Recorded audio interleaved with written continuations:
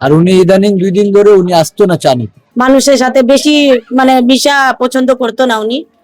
যার সাথে মন ভরতো উনি কথা বলতো আর কি।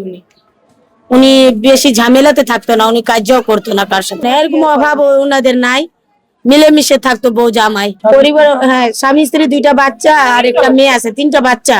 বউ জামাই, বড় মেয়েটা তো দাদির সাথে ঘুমায়, মাহফুজা দাদির সাথে ঘুমায়, আর 2টা ছেলে মার সাথে ঘুমায়। ছোটটা দুধ খাইতো। নাম তো জানি না, বাচ্চারা খেলাধুলা করে, আমাদের দোকানে আসে, প্রায় আমাদের কথা হয়, ভাবি বলি তো। আর ছোট ভাইয়ের বউ এরকম ছোট, ও আমার থেকেও ছোট, মাসুম।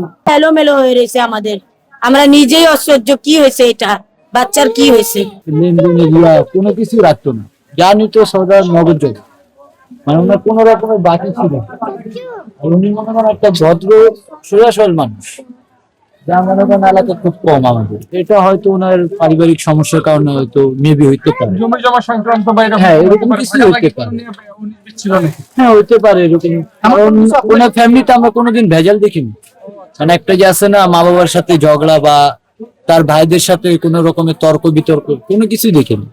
ওনারা সবাই মিলে ঝুলে থাকতো। ওনার বড় ভাই আসতো, উনিও আসতো আমার দোকানে চা নিতে। ওনারা 2 ভাই মনে করেন আসতো, চা নিত, নিয়ে তারপরে যেত। আবার ওনার বড় ভাই, ওনার যে ছোট ভাই যিনি মারা গেল, ওনার সন্তানদেরকেও নিয়ে আসতো।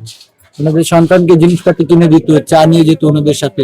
কখনো এরকম কিছু বলে নাই। আর ওনার মনে করেন আমরা যতটুকু জানি আর কি, মানে উনি সবকিছু আমাদেরকে বলতো। মানে অনেকে আছে না যে বলে না যে আমার ফ্যামিলিগত ভাবে সমস্যা বলবো না, উনি বলতো সবকিছু, ভালো মন্দ সবই বলতো। কিন্তু কোনোদিনও দেখি নাই যে ওনার ফ্যামিলিতে কোনো রকমের সমস্যা আছে। এটা তো মনে করেন একমাত্র আল্লাহ জানে কি কারণ হইতে পারে। গতকাল রাত্রে আমার সাথে দেখা হয়েছিল 1টা বাজে।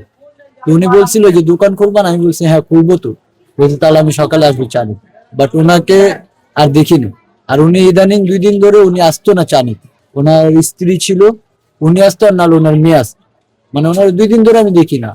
কালকে শুধু মনে করেন ওনার রাতে দেখছি যে উনি আমাকে বলছে যে আমি আসবো। গতকালকেও দেখা সাক্ষাৎ হয়েছে, কথাবার্তা এখানে হয়ে যায়, আমি প্রত্যেকদিনই কথাবার্তা হয়। উনি ছেলেটা ভালো ছিল। হঠাৎ সকালে ওঠার পরে আমি গ্যাসটা খুলছি, খোলার পরে দেখছি ওর কান্নাকাটির শব্দ। যা দেখলাম বাচ্চা 1.5 বছর আর একটা 1 বছর। ওনারও মারা গেছে, ওনার বউ মারা গেছে, উনি ওয়াইফও ছিল ভালো, ওনার বাচ্চাও ভালো ছিল, ছোট বাচ্চা আর কি, তো ফেরিস্তার মতন আর কি। আর ওনার বাচ্চা এখানেই খেলতো আমার এলাকার ভিতরে। আর উনি কোনো রিং গ্রিজ খেতে নাই, যা তো জানার মতন। যদি রিং গ্রিজও থাকলে একটা তো শুনতাম, লেনদেন থাকতো, কিস্তি মিস্তি থাকলে একটা তো শুনতাম। এরকম তো কোনো কিছু শুনি নাই। হ্যাঁ হ্যাঁ, বাসা ওনার আম্মু। ফ্যামিলি চালানো লিগা, বউ বাচ্চা আছে, খাবার লিয়ে তো কোনো কিছু করতে হবে। বড় ভাই হোটেলে একবার দেখছি চাকরি করতো, হোটেলে চাকরি করে। আমি মনে হয় চিনি, অনেক অনেক দিন ধরে চিনি, কিন্তু কতদিন ধরে দেখা হচ্ছিল না আর কি। তো কথা হচ্ছে যে আমি এখন শুনলাম যে উনি নাকি ফাঁসি লাগাই নিছে আর বাচ্চাদেরকে বিষ খাওয়াই দিছে। আর বউটা মনে হয় বিষ খাইছে নাকি।